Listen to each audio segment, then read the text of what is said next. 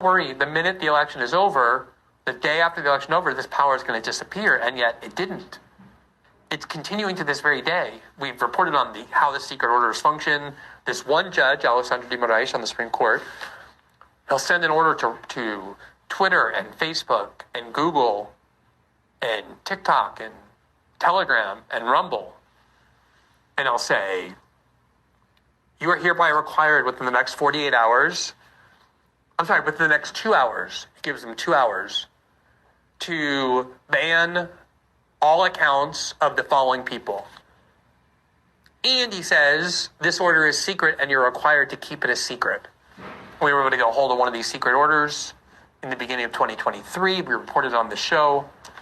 It was unbelievable. It just has lists and lists of people who are required to be banned. None of them were charged with any crimes. None of them were notified even of the issuance of this order. None of them had any due process to contest it. We reported all of that. He has imprisoned a lot of Bolsonaro's associates. In fact, we just did a major story where his top foreign policy advisor, Felipe Martins is his name, was part of an investigation, but has never been charged with any crime, let alone convicted of one.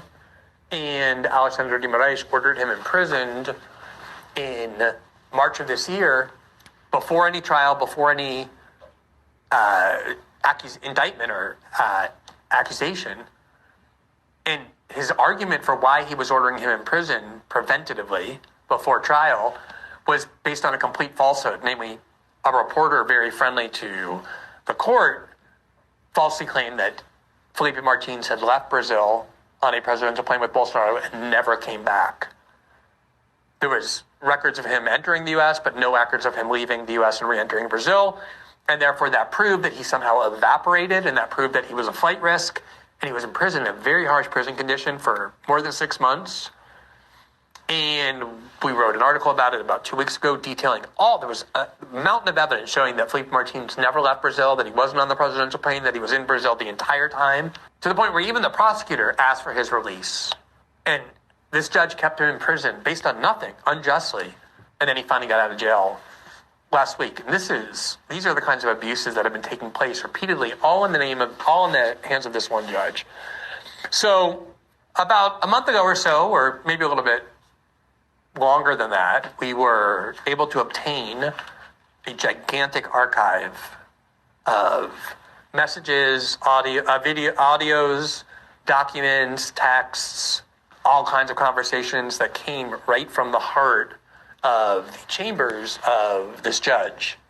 Basically, in order to serve as judge and at the same time investigator or the charge of the police, so he would instruct the police arms of the court to go and investigate, and he would tell these police arms, don't make it look like I'm the one who asked for this investigation, or I'm the one who said that these people should be investigated. You write a report saying they should be investigated and then give it to me, so it makes it seem as though I'm not the one initiating this. I'm the one just receiving passively these requests from some other organ.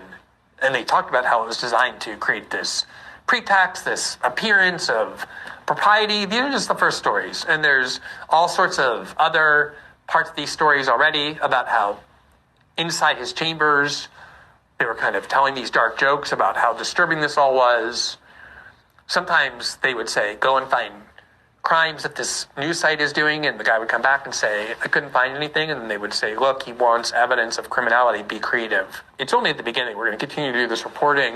And today, which is day 2, basically we started the reporting yesterday, this judge went to the Supreme Court and defended himself, and not only did he say, of course, I've done nothing wrong, absolutely everything I did was totally justifiable, he also said, this is the sort of fake news and dangerous disinformation that is an attack on this court's legitimacy and therefore an attack on Brazilian democracy. Basically using the language that he always uses whenever